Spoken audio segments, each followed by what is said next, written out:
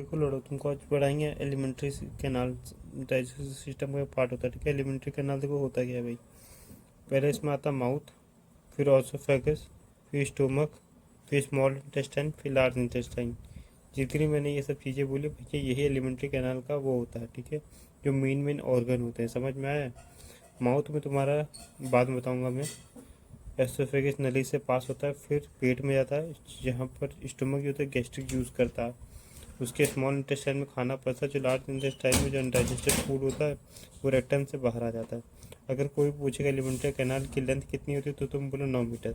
9 metre मतलब 30 feet के बराबर होता है, ठीक है। अब ऐसा तो नहीं कि खाना सिर्फ यही सब मिलके पचा देंगे, ऐसा थोड़ा होता है। इसमें अलग अलग चीज़ें होती है, जैसे कि स्टमक के बगल में एक छोटा सा चीज़ होता है, उसको बोलते हैं लीवर। ये लीवर जो होता है ये भी कुछ जूस निकालता है। और जो ये स्मॉल इंटेस्टाइन लार्ज इंटेस्टाइन के बगल में क्या और चीज़ होती है, पेनक्रियास। ये क्या करती है, जूस वगैरह निकालती है, इसीलिए इनको बोलते हैं ग्लैंड। और एक होती है स्लेवरी ग्लैंड, उसके बारे में आगे बात करेंगे। समझ में आ गया इतना। हाँ, और एक और चीज़, जो स्मॉल इंटेस्टाइन होती है इसकी जो लेंथ होती है 7.5 मीटर होती है। इसमें एलिमेंट्री कैनाल में सबसे बड़ी लेंथ इसी की होती है। देखो भाई, एक होता आदमी और एक होता बच्चा। आदमी में होते हैं 32 दांत, और बच्चे में होते हैं 3 से 4 साल के बच्चे में होते हैं 20 दांत, ठीक है।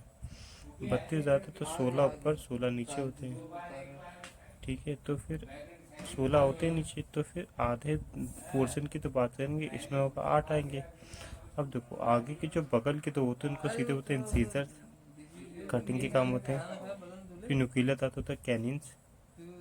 फिर एक होता है प्रीमोलर, नहीं दो होते हैं प्रीमोलर। फिर होते 3 होते हैं मोलर। समझ में आ गया। तो प्रीमोलर कितने हुए, 2। मोलर हुए 3। कैनिन हुए तुम्हारे 1, और इंसीजर हो गए 2। 2, 3, 4, 5, 6, 7, 8। ओके, समझ में आ गया, बहुत बढ़िया। उसके बाद अब देखो 3 से 4 साल का लौंडा 20 दांत, ऊपर 10 नीचे भी 10, तो ये होते हैं 5। 5 दांत है, ठीक है। आगे के 2 को बोलेंगे इंसीजर, उसके बगल में होता है कैनिन। भैया इसमें प्री मोलर तो होता ही नहीं है, तो सीधे मोलर ही होता है।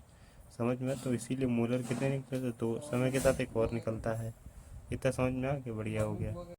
इसमें हम पढ़ रहे हैं स्ट्रक्चर ऑफ टीथ। ये टीथ का ये देख रहे हो, हमारा जो दिखता है हमको सिर्फ इतना ही पोर्शन दिखता है, और ये आधा हमारे गम्स में घुसा रहता है। जो सबसे ऊपर वाला पोर्शन है उसको बोलते हैं एनिमल। इसके नीचे से जो ये वाला देख रहे, ये वाला पोर्शन होता है येलो येलो, इसको बोलते हैं डेंटिन। इसके अंदर जो खाली स्पेस होता है ये, इसको बोलता है पल्प कैविटी। ठीक हो गया, ये समझ में आ गया। टीथ जो होते हैं हमारे माउथ में, तो सीधी सी बात है, इनका पीएच होता है तुम्हारा 5.5 से, ठीक है। 5.5 अगर इससे कम होता तो फिर एसिड बढ़ जाएगा। एसिड क्या करता है, एनिमल को ख़राब कर देगा, तो फिर जो येलो पोर्शन है दांत का वो दिखने लगता है, इसीलिए कोई दांत येलो दिखते हैं। अब अगर ऐसी स्थिति हो जाती है तो फिर उसको सही क्या करते हैं, कॉलगेट से। कॉलगेट क्या होता है, बेस, क्योंकि एसिड को क्या कर देता है, न्यूट्रल कर देगा। एक चीज़ और, कॉलगेट इसलिए करते हैं क्योंकि जो हमारे मुंह में मीठा होगा, मीठा खाते हैं, उससे बैक्टीरिया अगर लगेंगे तो वो एसिड पैदा करने लगता है। इस ज़्यादा एसिड हो जाएगा तो फिर हमारा इनेमल ख़राब हो जाएगा। ये ख़राब ना हो, इसको न्यूट्रल कर देता है। समझ में आ गया। डिजीज़ और इन्फेक्टेड पार्ट, मतलब अगर कोई बीमारी होती है तो उससे हमारा कौन सा भाग बेकार हो जाता है।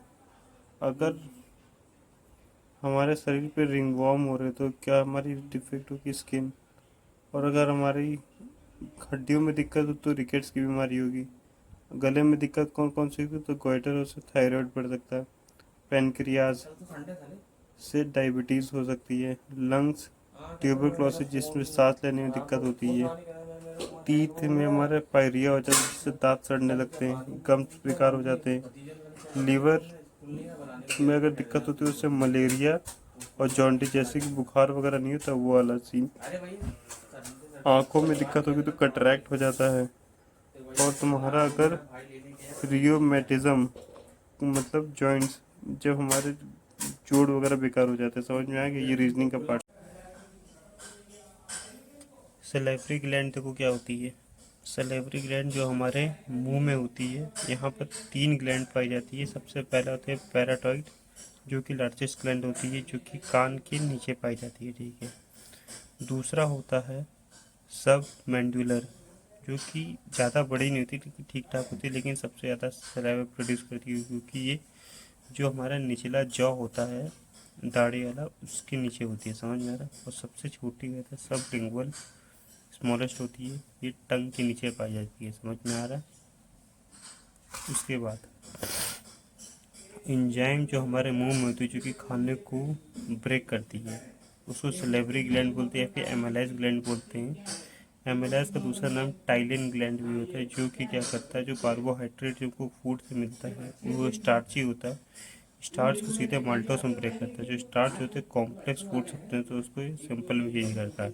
समझ में आ गया, धन्यवाद। दूसरा होता है ऑसोफेगस, जो कि क्या करता है, जो ये फूड वगैरह होता है वो जा तो रहा होता है, लेकिन इसको वो क्या करता है, ढकेलने का काम करता है। कैसे?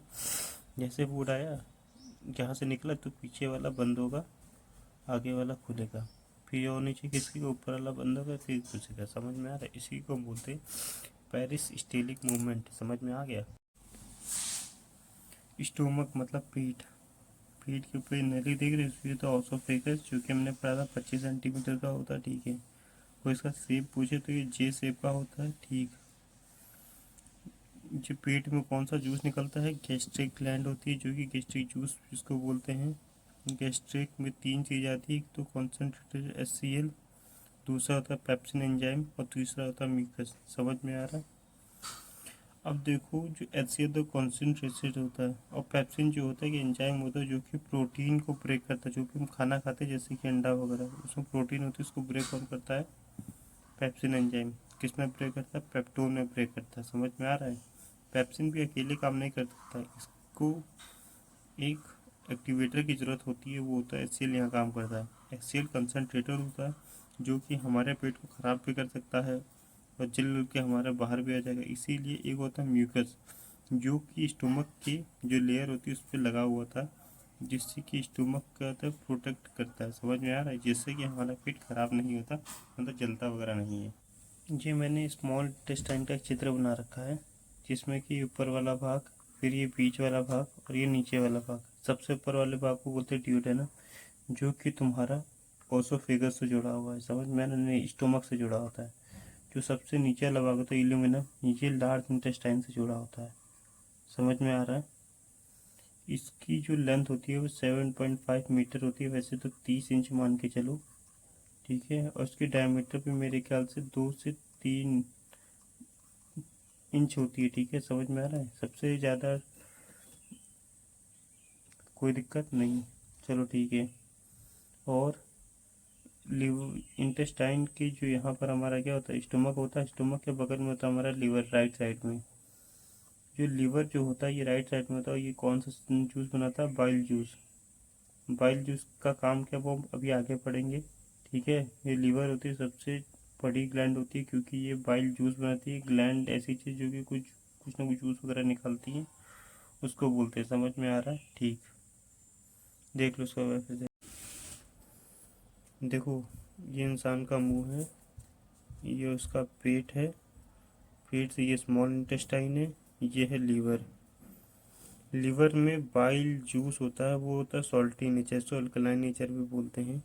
अब ये सॉल्ट किस काम आता है, ये सॉल्ट क्या करता है, जो बाइल सॉल्ट होता है, जो हम लोग फैट लेते हैं, वो तो बहुत बड़ा होता है, टूट तो सकता नहीं है, तो ये क्या करता है, सॉल्ट उस पर जाके चिपक जाता है। जब चिपकता है तो उसको छोटे छोटे फैट के इसमें चेंज कर देता है। यही काम होता है बाइल सॉल्ट का, इसीलिए हमारे शरीर में जो फैट होता है वो ब्रेक हो जाता है। इसी प्रोसेस को बोलती है इमल्सिफिकेशन। इंटेस्टाइन के बगल में होता है पेनक्रियास, पेनक्रियाटिक जूस। इसमें 3 तरह के एंजाइम पैदा करता है। एंजाइम वो चीज़ें होती है जो कि खाने को ब्रेक डाउन करने में मदद करती हैं, फूड को। पहला होता है एमाइलेज, दूसरा ट्रिप्सिन, तीसरा लिपेज। एमाइलेज हम पहले भी सुन चुके हैं इसको, ये मुंह में जो सलेवरी ग्लैंड होता है वही होता है एमाइलेज। वहाँ पर क्या काम करता है, स्टार्च को माल्टोज में तोड़ रहा था, यहाँ पर भी इसका काम वही है। वहाँ पर मुंह में थोड़ी देर के लिए भोजन रहा इसलिए कम देर तक तोड़ा, अब यहाँ पर पूरा तोड़ेगा। ट्रिप्सिन, जो हमारी बॉडी में प्रोटीन होते हैं, इससे पहले प्रोटीन कहाँ था तुम्हारा, जो स्टोमक में था। समझ में आ रहा है था? स्टोमक में जो दूसरा पेप्सिन एंजाइम नहीं था वो तोड़ रहा था ना पेप्टोन में, तो यहाँ पर प्रोटीन को कौन तोड़ता है? ट्रिप्सिन तोड़ता है पेप्टाइड्स में। समझ में आ रहा है? ठीक हो गया। दूसरा लिपिड्स एंजाइम, जो लिपिड्स मतलब फैट, अभी फैट हमने पढ़ा था, ये वाले फैट, यही जो फैट जो टूटते हैं उनको फिर अब फैटी एसिड में चेंज करने का काम किसका होता है?